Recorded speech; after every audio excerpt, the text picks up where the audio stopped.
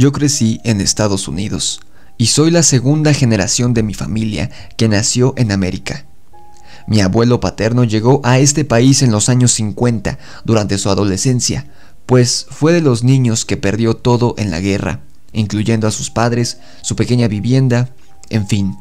Pasó de ser un niño de clase media, con 3 comidas al día, juguetes y navidades alegres en compañía de mis bisabuelos en Alemania, a ser una rata de callejón, mendigando en la basura por sobras para no morir de hambre, como cientos o quizá miles tuvieron que hacer tras la devastación en su país después de la victoria de los aliados. No digo que lo que hiciera el gobierno alemán durante los años 30 y 40 estuviera bien, para nada. Solo digo que la historia siempre es contada por los ganadores, y aunque la gente se alegra hoy en día de que el eje fascista hubiera sido derrotado, jamás se ponen a pensar en que los verdaderos perdedores de esa guerra fueron los civiles, y entre ellos estaba mi abuelo, un niño que apenas llegaba a los 10 años de edad por aquella época. En fin, mi abuelo jamás festeja la Navidad, y algo que siempre me ha dado tristeza es que mientras todos nos reunimos en la casa de mi tío, el hermano mayor de mi padre, ya que su casa es la más grande de todas, en un pequeño poblado de Wisconsin, mi abuelo jamás asiste a esas celebraciones anuales. Mientras todos comemos pavo, nos damos regalos, cantamos canciones y despertábamos a abrir los regalos que Santa Claus nos había dejado bajo el árbol, él jamás estaba ahí. Durante muchos años creí que era porque mi abuelo era un Grinch. Ya saben, el típico estereotipo de anciano extranjero gruñón, y no lo culpo. Es decir, vivió un infierno que mis primos y yo, ni siquiera mi padre ni mi tío, podríamos siquiera imaginar. Sin embargo, hace un par de años me relató la verdadera razón de por qué él no festejaba la Navidad desde que tenía 10 años. Y es una historia que, te aseguro, te helará la piel, y que si tenías alguna duda de la existencia de Santa Claus y otras cosas que, según tú, no deberían existir en este mundo, quizá quieras volver a pensar en eso. En fin, esto me lo contó mi abuelo durante sus últimos días de vida, y eso lo vuelve aún más escalofriante. No sé si él sabía que su momento se acercaba, o si simplemente quería que su nieto supiera la verdad ahora que ya era mayor. Mientras estaba sentado en su sofá, completamente sano, con una enorme taza de café en su mano, y yo lo visitaba por el Día de Acción de Gracias, estábamos esperando antes de que llegara el resto de la familia. Mi abuelo, con ojos llorosos y voz temblorosa, 2 elementos que jamás creí poner en la misma oración en la que lo nombrara a él, comenzó su historia. Durante el invierno de 1945, unos meses después de la derrota de Alemania en la Segunda Guerra Mundial, mi abuelo vivía en las calles junto con un pequeño grupo de niños que, como él, habían visto a sus padres morir y a su hogar convertirse en cenizas tras el impacto de un misil. Llegó la Navidad y la cena de mi abuelo y sus amigos fueron unas cuantas sobras y comida que estaban en el basurero de un callejón. La nieve era tan espesa que a los pequeños se les dificultaba caminar con sus zapatos rotos. Algunos incluso usaban pantaloncillos cortos, pues era la única ropa que tenían puesta cuando su mundo fue destruido meses atrás. Mientras mi abuelo masticaba una manzana podrida y amarga, abrazándose a sí mismo para darse un poco de calor, comenzó a llorar y se alejó de los otros niños que seguían hurgando en la basura en busca de algo mejor. Mi abuelo, a tan corta edad, se preguntaba cómo su vida había cambiado tanto en tan poco tiempo. Tan solo el año anterior había tenido una deliciosa cena en casa, al lado de sus padres, algunos tíos y amigos del trabajo de su papá. Todos bebían y reían, mientras los niños jugueteaban en el salón con armas de juguete y vehículos militares de madera o de plomo. Ahora tendría suerte si no moría de hipotermia antes de que el sol se asomara en el horizonte. Ni hablar de una sabrosa cena aquella noche, ni villancicos, ni aroma a manzana con canela. Y claro, no habría regalos de Papá Noel a la mañana siguiente, en el árbol de Navidad, pues no había un hogar en donde poner el árbol.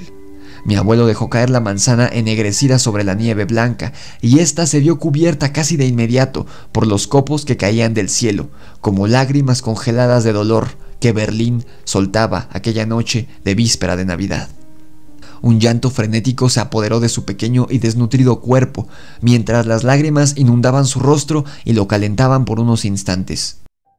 Mientras mi abuelo lloraba y escupía el asqueroso pedazo de manzana que tenía en la boca, el tiempo pareció detenerse por unos segundos. Parecía que ese llanto limpiaba su sufrimiento, porque el mundo ya no se veía tan mal mientras lloraba. Sentía como si ese llanto infantil y lastimero fuera un escudo de todas las cosas malas que le habían ocurrido desde la llegada del otoño, ese mismo año. Sentía como si su madre lo fuera a abrazar y a consolar, apretándolo contra su pecho, oscureciendo su vista y dejando el retrato de sus lágrimas en su colorido y cálido suéter, y al levantar la vista se daría cuenta de que nada podía ser tan malo y que todo estaría bien. Mi abuelo se secó las lágrimas del rostro y aclaró su vista. A varios metros de él, en la oscuridad de la noche y la calle tapizada de nieve, vio a una enorme figura rechoncha a lo lejos que se aproximaba a él. De inmediato, mi abuelo supo que no era un soldado americano ni algún agente del gobierno. De hecho, supo que no se trataba de un hombre. Aquello tan enorme, jorobado, corpulento y anormalmente veloz no podía ser humano. Mi abuelo les gritó a sus amigos para que también vieran a ese extraño que se aproximaba a ellos, pero nadie respondió a su llamado. Cuando volteó hacia atrás, al basurero donde habían estado hurgando los últimos 10 minutos, ya no había nadie, y se dio cuenta de que no había ni una sola persona, ni un ave, ni nada, ni nadie en aquellas calles oscuras en la víspera de Navidad.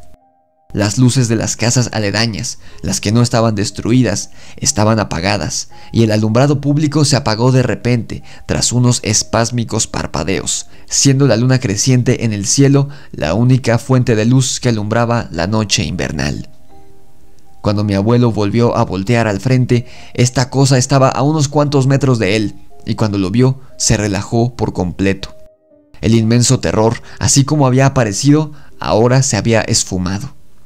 Vio que la enorme figura que se acercaba a él, sin dejar huellas en la nieve, traía al hombro un enorme y pesado costal que cargaba sin dificultad, y traía una especie de túnica roja, con capucha, que le cubría la cara del frío. Aunque esto quizá estaba de más, pues una larguísima y espesa barba gris le colgaba a este hombre casi hasta el ombligo, y se meneaba con el caminar de esta persona, cubriéndose de copos blancos. Mi abuelo sonrió y los ojos llorosos se le llenaron de una luz y vitalidad que jamás había sentido. Era Santa Claus. Debía ser él. ¿Quién más si no? De pronto sintió como si todo lo malo que había vivido en los últimos meses hubieran sido una especie de prueba, para ahora tener esta increíble y mágica experiencia, una que jamás podría olvidar. Entonces, mi abuelo, aún sonriendo, pensó que cuando las cosas volvieran a la normalidad y Alemania se levantara de las cenizas y él volviera a la escuela, tendría una historia sin igual para contarle a sus amigos. La noche que conoció a Santa.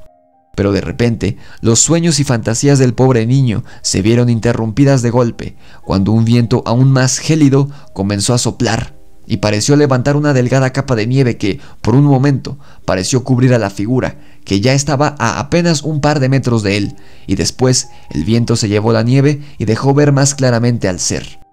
Cuando el velo blanquecino de fantasía se hubo desvanecido, mi abuelo se dio cuenta de que no era Santa quien se estaba acercando a él. El ser tenía pezuñas en vez de pies, y las patas que lo sostenían eran grandes y peludas como las de un jabalí, de un color grisáceo y asqueroso, y el pelaje era espeso, de aspecto áspero y poco amigable al tacto. Su barba parecía la de un chivo, pero mucho más larga, y tenía manchas rojizas en ella. El ser acababa de comer. Mi abuelo alcanzó a escuchar unos jadeos cansados y asquerosos que emitía el ser al caminar, como los de una persona muy obesa que trata de subir escaleras. Lo último que notó mi abuelo en ese momento fue que lo que fuera que el sujeto llevara en el saco estaba vivo todavía, pues se estaba moviendo. Mi abuelo trató de correr, pero las piernas no le respondieron de inmediato. Fue hasta que el ser ya estuvo a unos pasos de él y levantó el rostro en dirección a mi abuelo que éste despertó del shock y giró sobre sí mismo echando a correr, justo segundos antes de que el ser extendiera una mano cadavérica y verrugosa con dedos largos y uñas como garras para tratar de tomarlo. El rostro del tipo no era humano en lo absoluto. Era una especie de simio mezclado con caballo y cabra, de ojos negros y un hocico alargado y lleno de enormes colmillos chuecos y encimados que salivaba al ver al niño aterrado que tenía enfrente de él. Mientras mi abuelo corría, aterrado, por la nieve a paso lento, pues esta dificultaba su andar, gritaba a todo pulmón por ayuda, pero nadie salía de sus hogares para ayudarlo, y de sus amigos ni sus luces. Dio un vistazo detrás de él para ver cuánta ventaja le llevaba al monstruo cubierto por el abrigo rojo, y ésta corría a 4 patas, aún con el costal sobre su hombro, dando unas largas zarpadas como si fuera un jaguar, pero mucho más grande y mucho más corpulento. Debido a la velocidad que había tomado el ser, la capucha de la túnica se le cayó y reveló el rostro de un demonio aterrador y grotesco, cuya cabeza estaba coronada por 2 enormes cuernos retorcidos como los de una cabra. Al ver claramente el rostro de su perseguidor, una palabra que mi abuelo jamás había pronunciado en voz alta le vino a la mente. Una palabra que reinaba en el folclore y las historias que su abuelo y sus primos mayores le contaban en la época navideña para asustarlo. Esa palabra se sintió más fría y mortífera que el viento que recorría a una Alemania podrida y moribunda aquella víspera de Navidad. Krampus. En cuanto cada letra se materializó en la infantil mente de mi abuelo, el ser lanzó un bufido y un gruñido entremezclado detrás de él, como si fuera capaz de leer su mente. Mi abuelo por instinto se detuvo y dio media vuelta. El ser se detuvo también y se irguió de nuevo en 2 patas. Después se quitó su harapienta y pulgosa túnica roja y la dejó caer sobre la nieve. Parecía la cobija de algún indigente. La revelación de su anatomía hizo que mi abuelo se orinara en los pantalones en el momento y sintió que su corazón se iba a detener del miedo. La única manera en que mi abuelo pudo describirme a esa cosa, ya de anciano y a punto de llorar, con manos temblorosas, fue como un demonio de piel y pelaje putrefactos, con ojos refulgentes de color plateado y de aspecto muy fuerte, como un toro. El Krampus dio un gigantesco salto y aterrizó a unos centímetros de mi abuelo. No supo si fue por la impresión de lo que estaba ocurriendo o por el hedor que desprendía esa cosa de cada pelo, de su hocico y de su espesa barba, pero el pobre vomitó en la nieve y mientras se incorporaba, el demonio lo sujetó sin esfuerzo del cuello, dio un salto de vuelta donde había dejado el costal y metió a mi abuelo dentro de este. Cuenta mi abuelo que ese costal era grande, pero por dentro era anormalmente grande y espacioso. A pesar de estar hecho de lo que parecía una tela vieja y andrajosa, desde el interior ni el más fino hilo de luz del exterior podía percibirse. Era como estar en lo más profundo del océano o en el interior de la cueva más oscura del mundo, pues uno no podía ver ni sus propias manos. Lo que sí logró mi abuelo fue escuchar las voces de muchísimos otros niños más, incluso algunas en otro idioma, que estaban ahí con él, dentro del costal. No supo en ese momento durante cuánto tiempo estuvo él dentro del saco, colgando al hombro de ese demonio raptor. Cada cierto tiempo el Krampus se detenía y metía su enorme mano al interior del costal para sacar a uno de los niños, y no lo volvía a meter dentro. Se convertían en bocadillos para que el monstruo saciara sus antojos en el camino ¿A dónde se dirigían? Pasó más tiempo aún, y mi abuelo perdió por completo la noción de este. No sabía si era de noche o de día, pero confiaba que, en cuanto saliera el sol, el ser abandonara el costal en medio de la nada, y él se fuera y no regresara hasta la próxima maldita Navidad. En esto pensaba mi abuelo, hambriento y con sueño, cuando de pronto escuchó una voz masculina y muy profunda que le ordenaba algo en tono autoritario a su secuestrador. El Krampus no hablaba en alemán ni en ningún idioma que mi abuelo hubiera escuchado antes, y este hombre, quien sea que fuera, tampoco lo hacía. Parecía un lenguaje extinto, y la voz del Krampus sonaba como 1.000.000 de insectos castañeando y moviendo sus alas al mismo tiempo. De pronto se escuchó un golpe fuerte, y el Krampus gimió de dolor, después de que se escuchara un estruendo sobre la nieve. Obviamente dejó caer el costal, y mi abuelo y sus compañeros de desventuras rebotaron contra el suelo afelpado y congelado. Rápidamente, como desesperados, todos los niños gatearon hacia la salida del costal, que poco a poco se fue abriendo más, dejando entrar primero un hilillo de luz que los guiaba hacia la libertad, pero después la luz incandescente de la salvación los cegó por un momento, y uno a uno fueron saliendo de su prisión y se pusieron de pie sobre la nieve para admirar un espectáculo increíble en verdad. Un hombre de cabello y barba blanca, muy largos, estaba dándole una tunda mortal al Krampus a puño limpio. La barba blanca lo hacía lucir como un anciano, pero sus movimientos, su vigor y su complexión fuerte y ancha denotaban lo contrario. El Krampus alzaba sus largas y huesudas manos de manera patética, implorando piedad al Salvador. Sus ojos, que ahora eran completamente negros de nuevo y antes habían paralizado de terror a mi abuelo, ahora lucían temblorosos, patéticos y vidriosos encima de las arrugadas bolsas que pendían debajo de sus ojos. El demonio se arrastraba a gatas por la nieve y su pelaje se llenaba de polvo blanco e invernal, tratando de escapar, pero el anciano lo arrastró de vuelta a él de una pata caprina y le metió un puntapié con su enorme bota en el abdomen bajo. Este golpe hizo que el ser expulsara un chillido agudo y se acostara boca arriba en la nieve, viendo fijamente al anciano. Este se colocó encima de él y desató toda la furia de una vida, a puñetazos, sobre el rostro del demonio que, con cada golpe, expulsaba chorros de sangre que teñían la nieve de color carmesí, mientras lloriqueaba y se movía cada vez menos. Cuando su cabeza apenas si se movía tras los golpes, el viejo se puso de pie y sujetó al ser por los cuernos. El Krampus trató de defenderse, pero sus manitas no eran rival contra los troncos que el viejo tenía por brazos. Comenzó a darle vueltas en el aire, y después, como si fueran delgadas tablas de madera, el viejo quebró a la mitad los dos enormes cuernos del monstruo. Este chilló aún más fuerte y se tiró de rodillas sobre la nieve, implorando por su vida en ese idioma que mi abuelo jamás en su vida pudo identificar. El anciano le dio un último y humillante golpe en medio de los ojos, que hizo que el ser girara sobre sí y quedara a cuatro patas sobre la nieve, temblando de frío y de dolor. El viejo lo pateó en el trasero con desdén, y el Krampus, como pudo, se echó a correr en cuatro patas como un ciervo herido, y esta vez sí dejó huellas sobre la nieve, a diferencia de cuando se le apareció a mi abuelo antes de raptarlo. Mi abuelo no le quitó la mirada de encima al ser hasta que éste se perdió entre los árboles cubiertos de nieve de un bosque que flanqueaba el claro donde se encontraban él y los demás niños.